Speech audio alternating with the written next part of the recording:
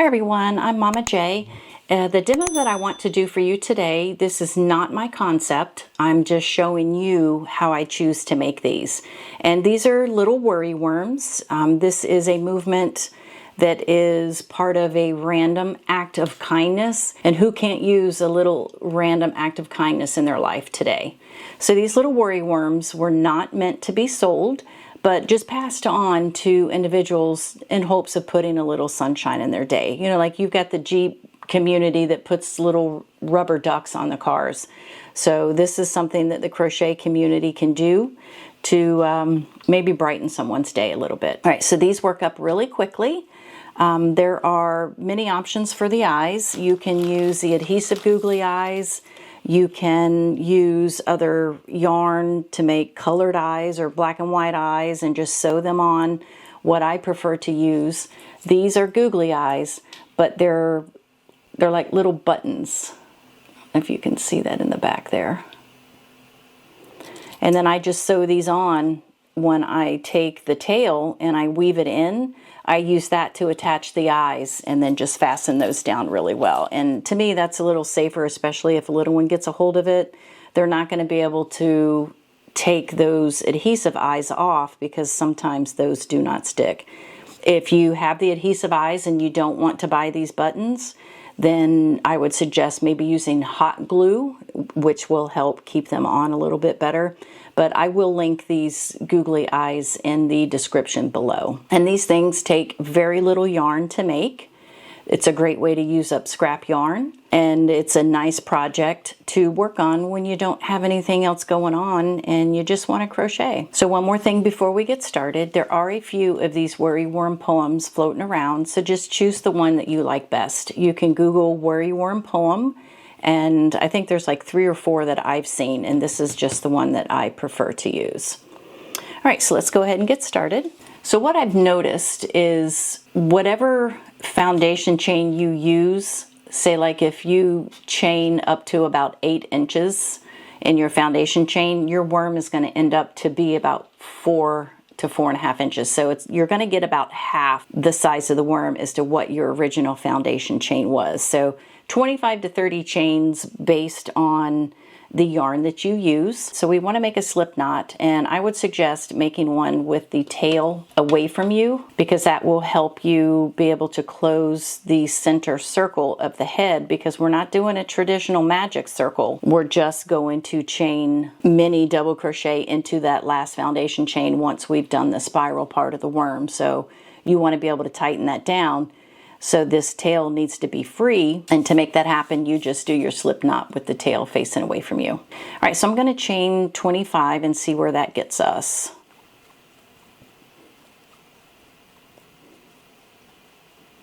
All right, so there's 25, and I just want to measure what I got here.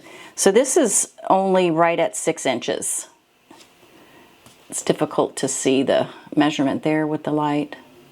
So it's right at 6. So I do want longer than a 3-inch worm. So I'm going to go ahead and chain 30. So I'm just going to add 5 more. All right. So I've got my 30. We are going to start in the second chain from the hook. So we're not going to count the loop on the hook, but we've got 1 chain and 2 chains. So we're just going to put 4 single crochet into that second chain from the hook. And just keep going back into that same chain until we have 4 single crochet. And it'll look a little odd at first until you get about midway down the foundation chain. All right, so there's 4. So we're just going to repeat that all the way up your chain until we get to that last, part of the foundation chain. So into the next one, we're going to put 4 more single crochet.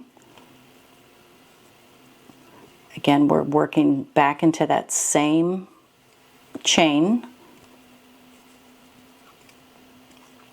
All right, and we're going to go into that next chain and do 4 single crochet.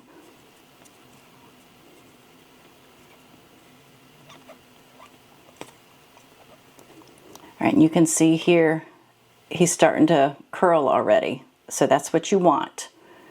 So again, we're going into that next chain and we're doing 4 single crochet.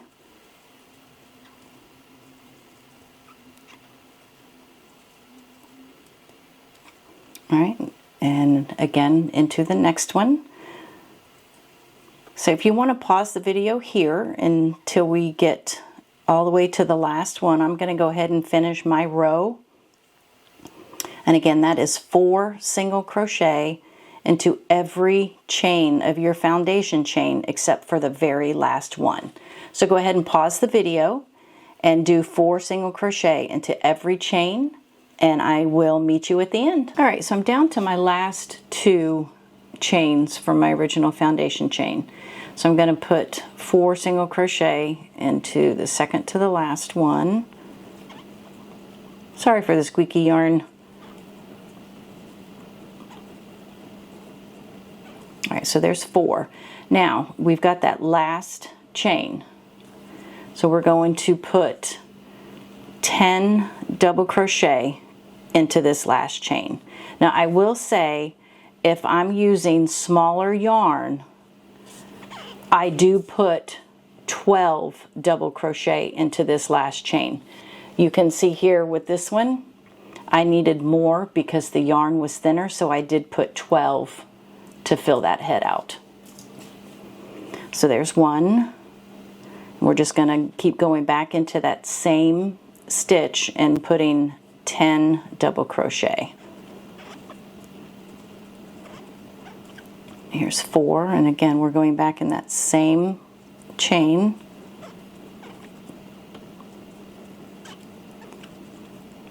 Here's 6, 7,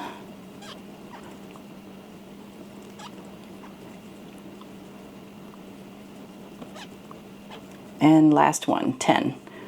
And again, we're still going into that same chain with all the other double crochet, and you can see how big that circle will get. And as I mentioned in the beginning, when you tie that slip knot, you want to be able to tighten this up, and if you don't do the slip knot with the tail facing away from you, you're not going to be able to do that. So you see that tightened right up. All right, so now we've got our 10 double crochet. We're going to go back into that same chain and we're going to do a slip stitch. So we're not yarning over, we're just going to go in, draw up a loop, pull it through, and then pull it through. Now we're going to chain 1. All right, so just to repeat that, we've done 10 double crochet into the same chain, the very last chain of our foundation row. We did a slip stitch into that same chain, and then we chained 1. So the reason why we chain 1, because now we're ready to trim this off, and I want to leave enough of a tail that I'm going to be able to sew those eyes on. So with that chain 1, you're just going to pull that tail straight through and tighten it up. You don't want to pull that through your slip stitch, so that's why we do a chain 1. All right, so there is your worm. And you can see here where the head doesn't quite seem attached. So what I do, the very first piece that I do when I feed this through, is I do attach right there to the shoulder, if you would, of this top spiral, and that just helps secure that down to where it looks more like a solid piece. All right, so I've got my needle. Then we're just going to feed that yarn through. Right, and as I mentioned, the first thing I want to do is just kind of grab the edge of that little shoulder, if you would, to tack that head down just a bit. See, it makes it look a little more secure there. So then I'm just going to feed it up through the back. And then I'm going to push it through the front where I want that first eyeball to go. And I like them a little closer to the center. These first few that I made, I put them a little too far on the outside, I think. But I do like where they're a little more in the center. So just keep that in mind wherever you want those to end up. All right, so I'm just gonna feed that through the back.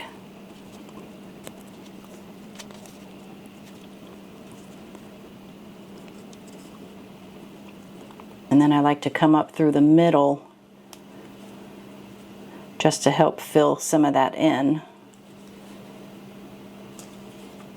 Get this over so I can put it back through where I want that second eyeball to go.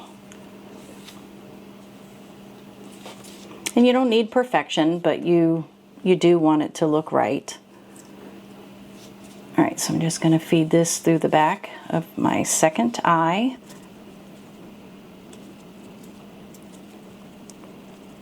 Just position them the way you want them. Make sure it's nice and tight. And then just keep weaving that in. See how I've done one right here? It kind of makes it look like there's a nose or a mouth. That kind of looks cute too if you want to do something like that. All right, so I'm just going to weave this in a few more times and trim that off.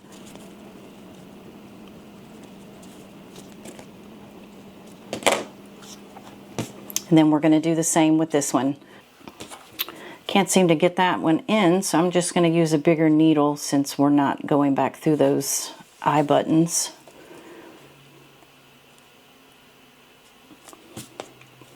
And just work it up in there enough that it's going to stay and you're not going to lose those edges, which that's part of your foundation chain, so it's not going to unravel.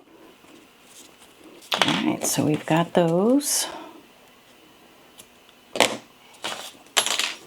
All right, there is our cute little worry worm. So then I could just take my card, cut that out, and then put him in the little plastic bag or just attach him to the card, whichever you choose to do. Again, based on that foundation chain is how long or short your worm is going to be. I use 25 to 30 on average, but you can see here, this is all the yarn it takes to make one of these. You've got this much left over from how many projects you've ever done, and you just can't bring yourself to throw them away. So I've got so much of this laying around, and this is a great way to use that up. And again, great way to put a little bit of brightness and sunshine into somebody's day. Find the worry worm poem that you prefer to use and figure out how you prefer to package them. So with that, I thank you all for watching, and until next time, have a great day. Bye.